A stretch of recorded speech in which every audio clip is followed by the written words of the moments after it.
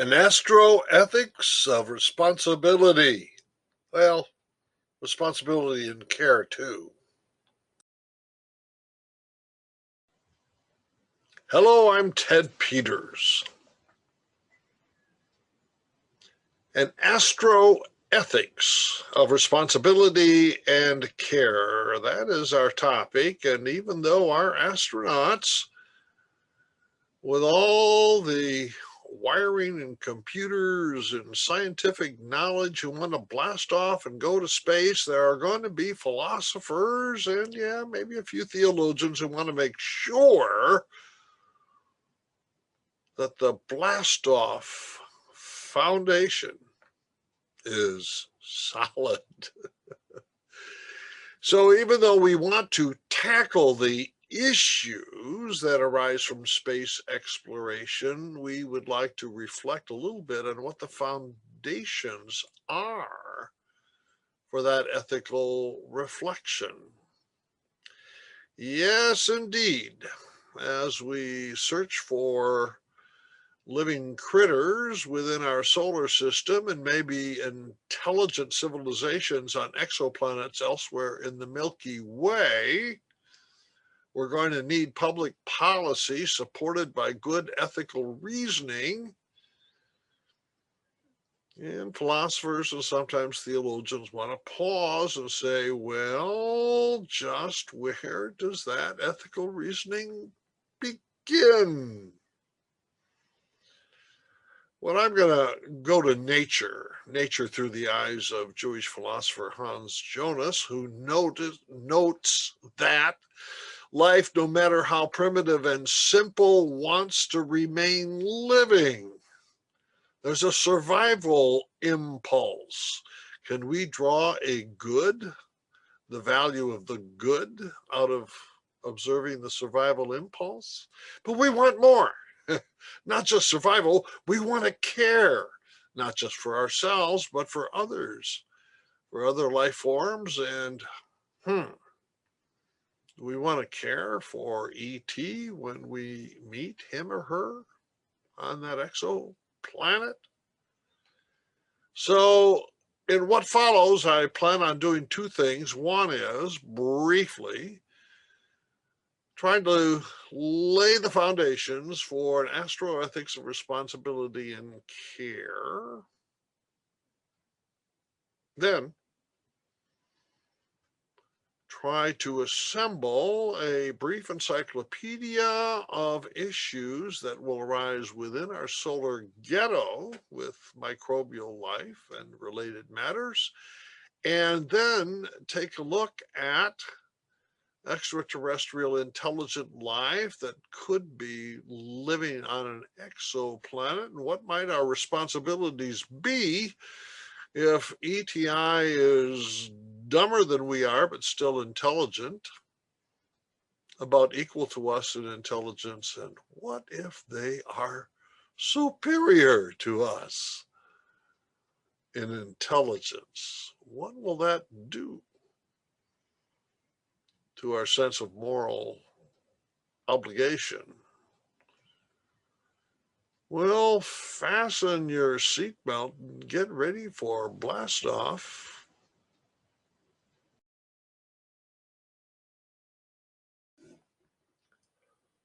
Why is it so difficult for modern science in general, not just astrobiology in particular? Why is it so difficult to deal with issues of value or morality or ethics? There is an answer to this question. It's a historical answer. It begins with philosopher René Descartes, who asked the truth question: how can I know that the picture in my mind of the objective reality outside of my mind corresponds accurately? And with that truth question, Descartes took a giant meat cleaver and whacked the human consciousness into two parts, subjectivity and objectivity, and separated them. And Western culture has obliged by dividing the human intellect into subjectivity and objectivity. And on the objective side, we find natural science. Our universities have colleges for the various sciences. The scientist looks for fact. Over in the other side of campus, where we have the humanities, that's where we have value. Scientists make universal judgments about the natural world, whereas the humanities includes human subjectivity with personal perspectives or cultural perspectives, and that's where we find value, religion, ethics, the arts. So,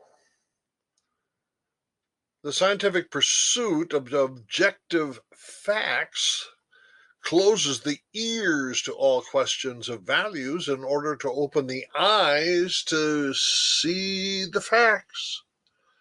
And here we are, as astrobiologists, trying to somehow or other get the other half of what the meat cleaver had separated and reintegrate it into space exploration.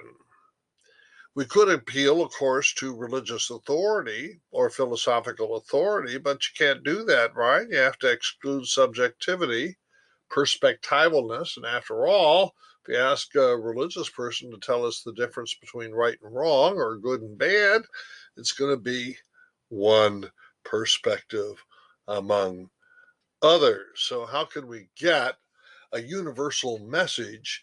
Can we ask nature herself? Well, philosopher Hans Jonas sees the poverty of objectivist scientific knowing, and he asks whether or not nature could speak to us if we were to remove our earplugs, and his answer is yes. All living things strive to live on. There is an essential press towards survival. Is that a naturalistic foundation for value, for ethics and morality upon which the astrobiologist can rely? Well, if you believe strictly that the is on the objective side of the meat cleaver and the ought is on the subjective side, well, no. But Jonas wants to argue, look, if you're an objective scientist, nature is talking to you. The is of nature, the press to survive, is the ought for you and I morally to honor and respect the survival impulse. Will that suffice to provide a naturalistic foundation for astroethics?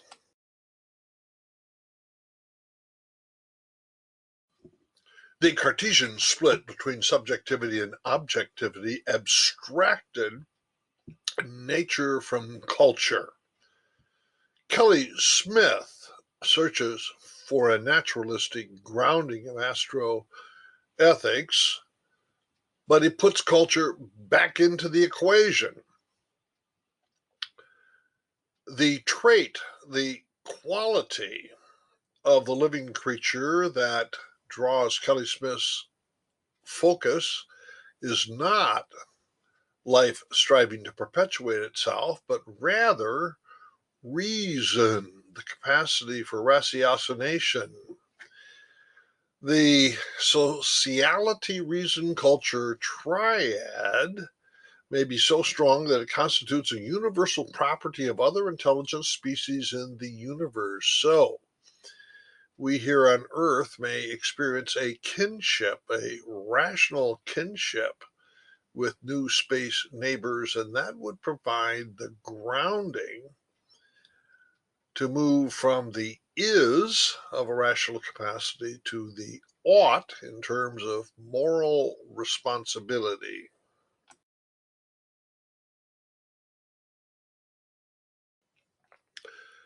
Before the Cartesian meat cleaver so sharply separated subjectivity from objectivity, Roman Catholics, Lutherans, and others in the Western Christian tradition affirmed natural law. That is to say, there is a general revelation apart from scriptural or special revelation that all human minds can perceive regardless of culture. Included is human rationality along with the principles of nature. Brian Greene wants to go back and retrieve natural law ethics like Hans Jonas and Kelly Smith. He's comfortable moving from is to ought. What he observes, a modern scientific observation, is little entelechies, little strivings that go on in living creatures, such as the striving to survive on the part of living creatures, and we have a moral responsibility to respect these entelechies. Now, does that provide sufficient foundation upon which to build an astroethics? Well, we're getting there step by step. I want to move from the survival entelechy to care, empathy, and care, not just for my own survival, but for others. How will we get there?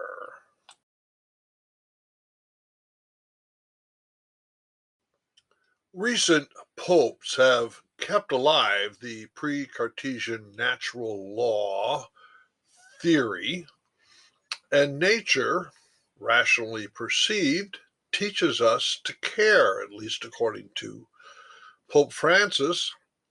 Rivers do not drink their own water, trees do not eat their own fruit, the sun does not shine on itself, and flowers do not spread their fragrance for themselves. Living for others is a rule of nature. We are all born to help each other. No matter how difficult it is, life is good when you are happy, but much better when others are happy because of you. From survival to care.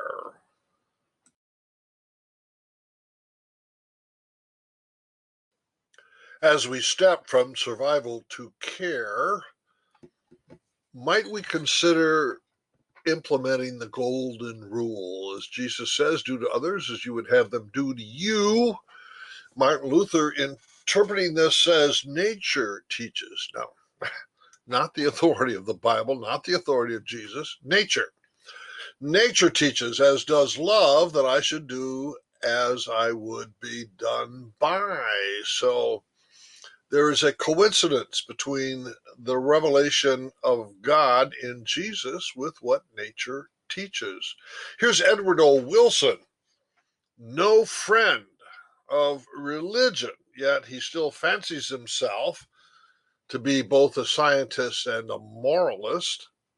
The golden rule is perhaps the only precept found in all organized religions. The rule is fundamental for all moral reasoning. So what he's done here is he started from the subjective side of the ledger, the perspectival side.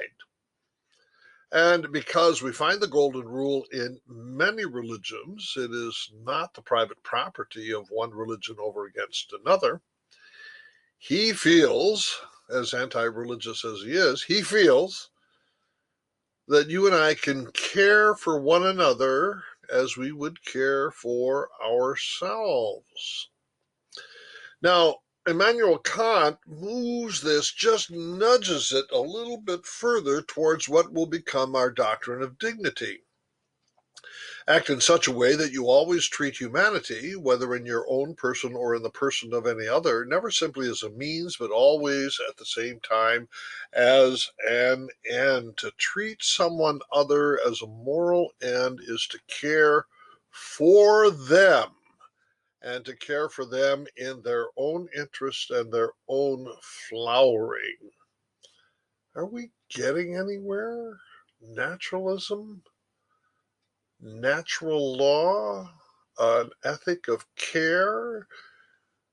Treating other rational creatures with dignity?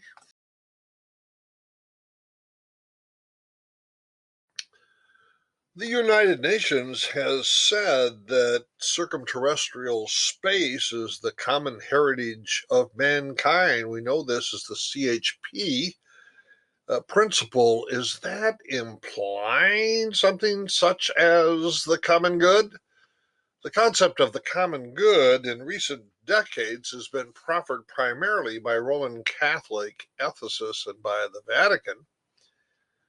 Jacques Arnaud will borrow from the common good to talk about a sacred space that surrounds our planet. Stephen Dick has a cosmic commons, and so does John Hart. Let me read what John Hart has to say. The cosmic commons is the spatial and local context of interactions among corporeal members of integral being who are striving to meet their material, spiritual, social, and aesthetic needs and to satisfy their wants. The cosmic commons includes the aggregate of goods which, beyond their intrinsic value, have instrumental value in universe dynamics or as providers for the well-being of biotic existence. In the cosmic commons, goods that will eventually be accessible on the moon, asteroids, meteors, or other planets should prove useful to humankind, to other intelligent life, and to biokind collectively. Cosmic commons. I think because of the light year problem, we're never going to have something like interaction, let alone responsible interaction beyond the Milky Way. I wonder if a galactic common good might be a little bit more realistic category for the astroethicists.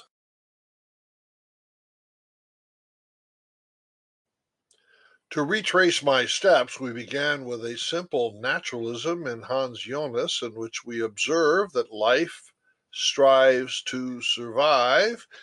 We moved through natural law ethics to care, in addition to caring for my own survival, I care for that of the other, and then finally to a vision of the common good.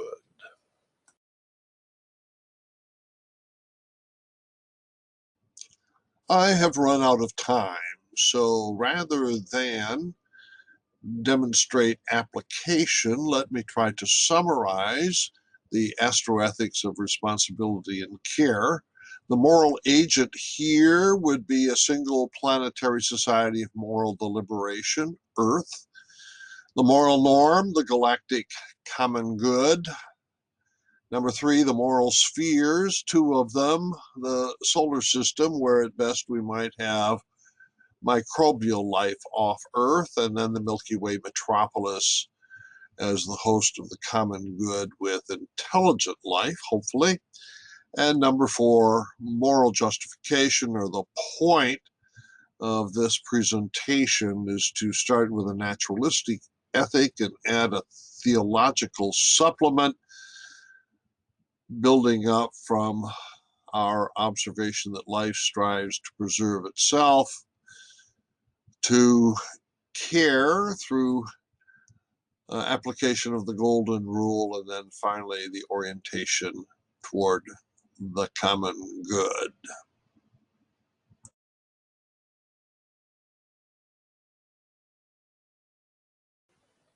Bye bye.